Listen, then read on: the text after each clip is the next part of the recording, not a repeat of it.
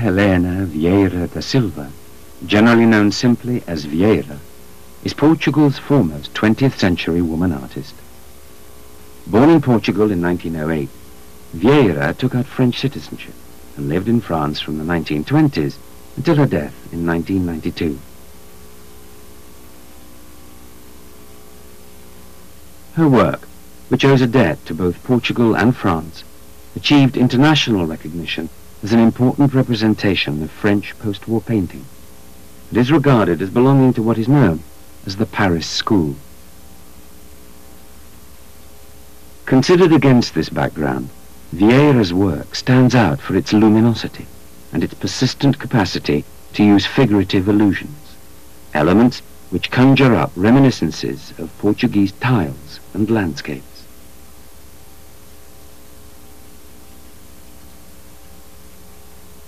Let us go back to the year 1944. At that time, the devastation wrought by the Second World War was spurring European artists on to live life at a faster pace.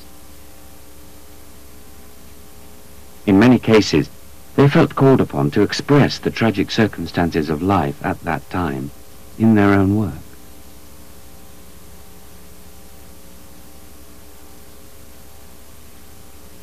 At the outbreak of war in 1939, Vieira left France with a Hungarian painter, who had shared her life for many years.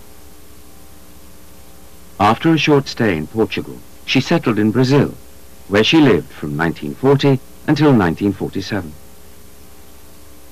Vieira painted some of the most fascinating pictures of her career while in Brazil, including O Desastre and Tragédia at Sea, painted in 1942 and 1944 respectively.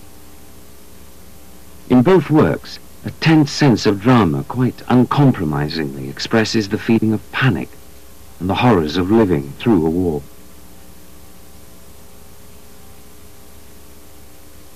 In Tragedy at Sea, the painter is alluding to the title of a collection of dramatic tales of shipwrecks and catastrophes undergone by Portuguese seafarers on their travels to explore the oceans and discover countries previously unknown to Europeans. The book occupies an important position in Portuguese literature, and at the same time is a historical record of great significance.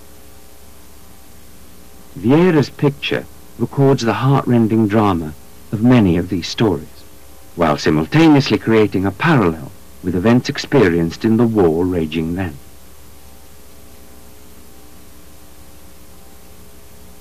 The sea, as a threatening, unknown enemy, inspiring terror, but at the same time tempting us on, can be seen as a metaphor for that war. All the elements in the picture combine to express abject terror.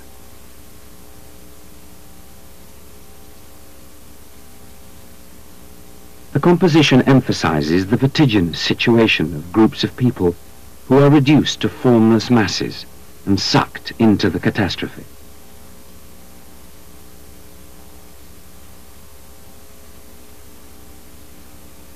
The contrasts of color raise the emotional temperature of the picture, reminding us of the brutality and horror of that period.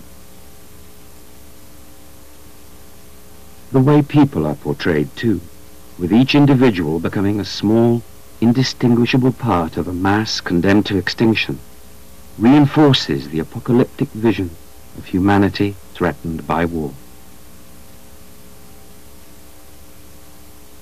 All these elements indicate such profound emotional turmoil. This picture completes the general image of the artist's work, where reserve and harmony are seen as the predominant characteristics. This vision, in Tragedy, continues the theme of the earlier painting, O Desastre, also known as guerra, war. In this picture, which contains clear indications of futurist influence, a similar group of shipwrecked people, driven by blows of fate which determine their direction and lead them into brutal conflicts, can be recognized in the direction of movement determining the composition.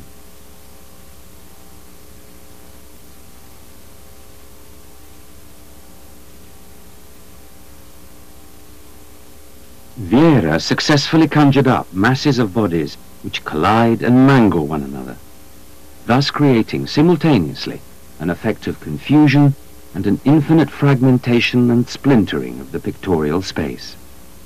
These came to be characteristic features of all the artist's later pictures. And yet, the chaos seems to be pervaded by a mathematical order. The 1950s were a decisive period for the acceptance and recognition of Vieira's work.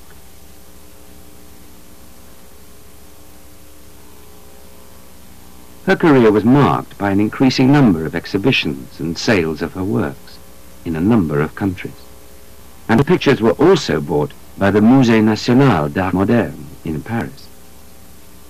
She and her husband, Orpod Senesh, were granted French citizenship in 1956 and built a house with a studio in Paris. From then on, they led a peaceful, secluded existence there, keeping contacts with the turbulent outside world to a minimum. They concentrated solely on their artistic work. During the 1950s, Vieira's compositions became increasingly simple, while the figurative elements became less clear. Even so, landscape remained a constant source of inspiration. Sky and sea suffused with light, the fields and the ports, canals and aqueducts, the towns and their atmosphere, were still references and sources of her inspiration. From the artistic point of view, the special way in which her paintings are organized is still the key to unlocking the mystery of Vieira's pictures.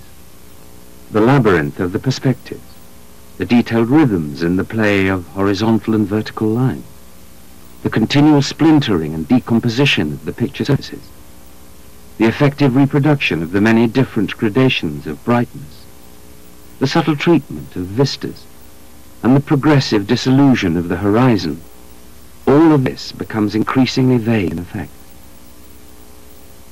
Vieira da Silva developed these characteristics into a distinct and unmistakable personal style during the many decades of her creative career. The 1964 picture, Les Degrés, the steps, is entirely representative of her work in the 1960s.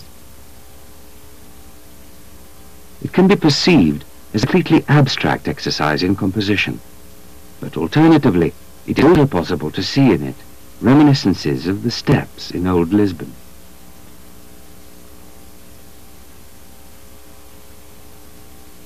Or consider L'Air du Vent, painted in 1966, a picture which at first glance again seems to be an abstract composition and exercise in perspective.